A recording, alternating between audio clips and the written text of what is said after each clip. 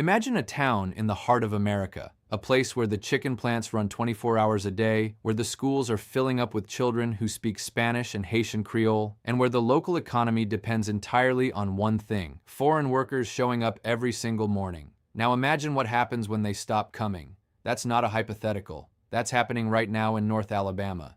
There are towns in this country, real towns with real families, real businesses, real history, that would literally cease to function without foreign-born workers. And one of the most dramatic examples is unfolding in Alabama, of all places, a state that once tried to criminalize the lives of undocumented immigrants back in 2011.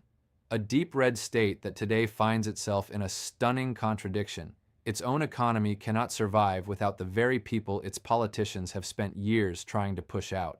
Stay with me, because what I'm about to show you is not about politics. It's not about left or right. It's about cold, hard economic reality and what happens when a town's survival gets caught in the middle of a culture war. The Alabama towns that foreigners built. The numbers don't lie. Let's start with the big picture, because the data here is stunning. Alabama is a state where right now more people die every year than are born. That's not a political statement. That's a demographic fact published by the U.S. Census Bureau. In 2025 alone, there were over 2,100 more deaths than births in the state of Alabama. Without people moving in from somewhere, either from other American states or from other countries, Alabama's population would be shrinking. For most of the 2020s, immigrants were quietly filling that gap. At the peak in 2024, over 22,000 international migrants moved into Alabama in a single year, the highest number in the state's modern history. They were coming to work in construction, healthcare, manufacturing, and most importantly, in the poultry industry. They were paying taxes, enrolling their kids in schools, renting apartments, and spending money at local businesses. Then, starting in late 2024 and accelerating through 2025, that number collapsed. International migration to Alabama dropped by nearly 60%, from 22,000 people down to just under 9,000. That's 13,000 fewer people in a single year. People who were supposed to show up for work, fill classrooms, and keep economies humming, gone. And in certain Alabama towns, that disappearance is being felt like an earthquake. Welcome to Cullman County, where immigrants saved the economy. Drive about 50 miles north of Birmingham, and you'll find Cullman County, a place that, on the surface, looks like classic small-town America. It's predominantly white, heavily conservative, deeply religious, and for decades, it was quietly shrinking. Here's the jaw-dropping part. According to U.S. Census data, Cullman County now has more deaths than births every single year. The existing population is aging. Young people are leaving for cities. The natural trend is decline. But between 2020 and 2025, Cullman County added nearly 7,000 international residents, a transformative change for a county with fewer than 90,000 people. In a single recent year, over 2,300 international migrants arrived in Cullman County alone, actually more than enough to offset the county's natural population loss and produce net growth. Take away those immigrants, Cullman County doesn't just stop growing, it starts dying. And Cullman County is not alone. St. Clair County tells the exact same story. Deaths outnumber births there too, and virtually all of its population growth, more than 7,400 people over 5 years, came from international arrivals. This is the hidden truth of modern Alabama. The counties that look the most traditionally American on the outside are, economically speaking, being kept alive by foreigners. The chicken plant reality, Russellville and Albertville. Now let's zoom in even further, because there's one industry that makes this story concrete and specific: poultry processing. North Alabama is home to some of the largest chicken processing plants in the entire United States. Companies like Pilgrim's Pride, the second largest chicken producer in America, operate massive facilities in towns like Russellville and depend on large immigrant workforces to keep the lines moving. This is not a new story. For decades, immigrant workers, predominantly Latino, have made up the backbone of Alabama's poultry industry. According to the Government Accountability Office, poultry workers in America are roughly 46% Latino nationwide. In North Alabama, the numbers are even more striking. In Albertville, about 65% of the student body in city schools is Hispanic. Most families drawn to the area specifically to work in poultry. In 2024, this reality exploded into public controversy in a way that revealed just how dependent these towns had become on foreign labor, and just how uncomfortable that dependence made some residents. Charter buses started appearing in Albertville, picking up workers in the early morning hours and driving them to the Russellville Pilgrim's Pride plant. Residents began posting on social media, claiming the buses were part of some government program to bring in Haitian immigrants. Politicians jumped in. A state senator issued statements. A state representative speculated publicly about cannibal gangs from Haiti showing up in his district, except the reality was far more mundane and far more revealing. The buses were simply transporting legal workers to a job. Pilgrim's Pride had expanded its Russellville facility and needed more employees. So they hired workers who were already in the area with federal work permits and transported them to the plant. The company released a statement saying they had hired many of these individuals and had been providing transportation for months. The Albertville Police Department confirmed there was no threat, no illegal activity, just workers going to work. But the backlash revealed something important. The disconnect between political rhetoric and economic reality in these communities is enormous. Politicians campaign against immigration, businesses quietly rely on immigrant labor to survive, and local towns are caught in the middle. What happens when the workers leave? We actually have a preview of what Alabama looks like when immigrants disappear, because it's happened before. In 2011, Alabama passed HB 56, one of the harshest immigration enforcement laws in American history.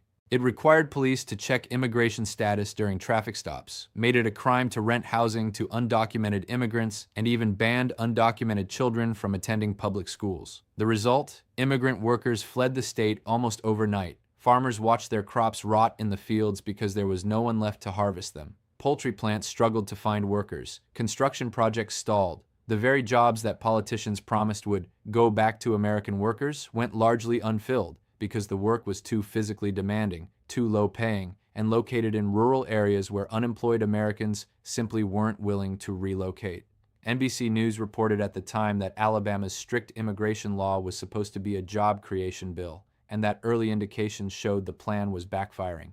Alabama ultimately had to gut key provisions of the law after significant economic damage. The state had tried to push out its immigrant workforce and quickly discovered it couldn't function without them. If you're finding this story as eye-opening as I did when I was researching it, please hit that subscribe button right now. We cover stories like this every week, the real economic forces shaping American towns that you're not hearing about on the evening news. Hit subscribe and never miss one. The crisis of 2025. What happens when immigration collapses? The 60% drop and what it means for these towns. Now fast forward to right now. The situation in 2025 is arguably more severe than 2011. And it's happening more quietly, which makes it more dangerous. As we established, international migration to Alabama fell by almost 60% in a single year. The Public Affairs Research Council of Alabama, a nonpartisan research group, published an analysis based on U.S. Census Bureau data that tells a stark story. Thomas Spencer, one of their senior researchers, put it plainly: without in-migration, Alabama's population would be declining, not slowing, not plateauing, declining, and the trend is accelerating.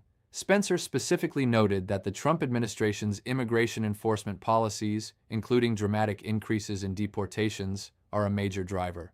According to reporting from the New York Times, the administration deported approximately 230,000 people arrested within the country and another 270,000 at the border in a single year, more than any previous administration.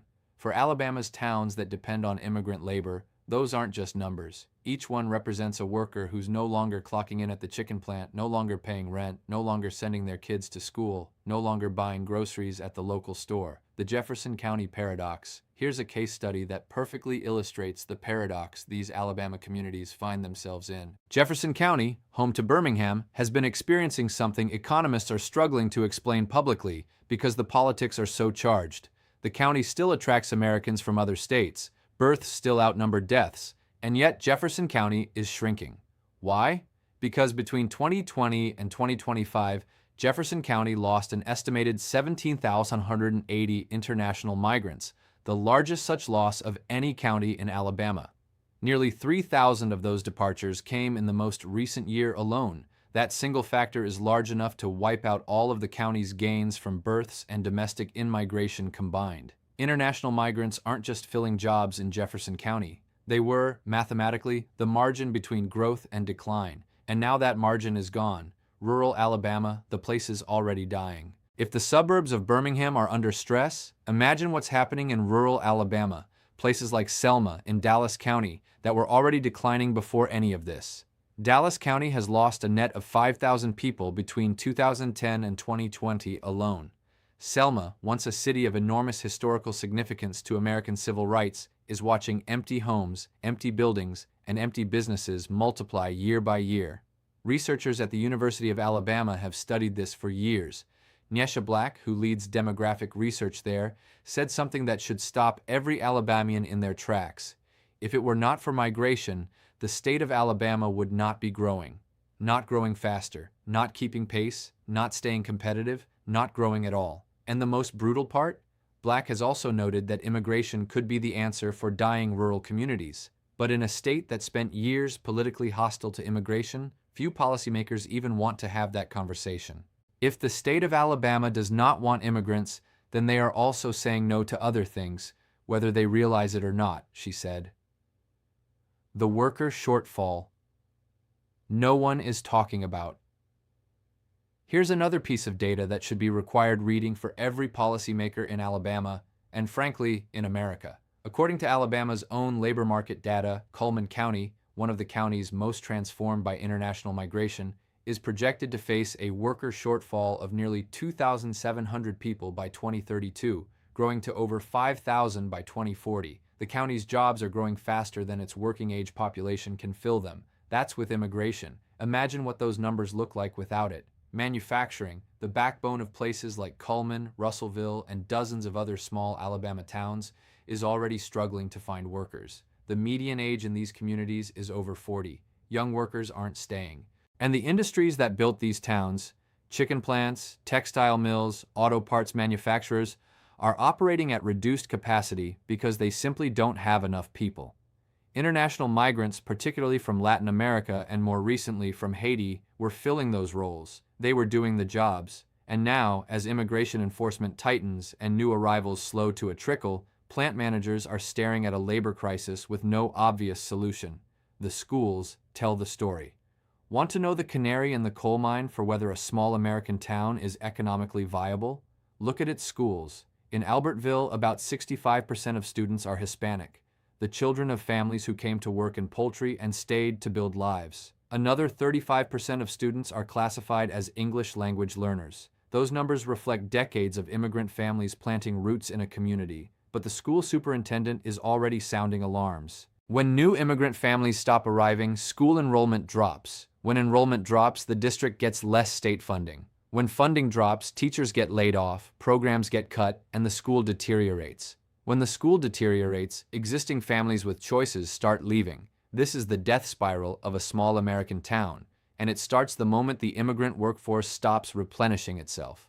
The superintendent, Bart Reeves, said something remarkably candid for a public official in conservative Alabama. Despite all the controversy over immigration, his schools welcome every student who shows up. I don't know the answers, he said, but I know we've got great educators in this system who do a wonderful job every day educating these kids. That's a school official doing his job regardless of the politics swirling around him. The question is whether the economics will allow him to keep doing it. The bigger picture, it's not just Alabama. Here's what makes this story bigger than just one state. Alabama's situation is a preview of what dozens of American states are going to face over the next decade. The U.S. has an aging population. Birth rates are at historic lows. The baby boom generation is retiring and dying faster than younger generations can replace them in the workforce. For decades, immigration has been the pressure valve that kept American towns, industries, and tax bases from collapsing. It's not a political opinion, it's a demographic equation, and when you close that valve aggressively, the pressure builds in ways that show up quietly at first. Unfilled jobs, declining school enrollment, shuttered businesses, empty storefronts, and then eventually a town that simply ceases to function. Alabama is living this in real time, and the hard, uncomfortable truth is this. The towns most loudly opposed to immigration are often the towns that most desperately need it. That's not irony, that's tragedy. We just walked through one of the most important and most overlooked economic stories in America right now. If this kind of deep dive analysis is something you want more of, please subscribe to this channel. We do this every week. Hit that subscribe button, and I'll see you in the next video. So here's where we land. Alabama is a state that has, at various points in its recent history, passed some of the toughest anti-immigration laws in America. It has politicians who campaign loudly against foreign workers. And it is also a state where deaths outnumber births, where entire counties would shrink without international arrivals, where chicken plants can't find enough workers, and where school districts depend on immigrant children to keep their funding intact. That is not a contradiction you can wish away.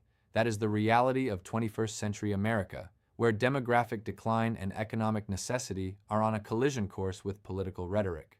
The Alabama town that will die without foreigners isn't just one town, it's dozens of them.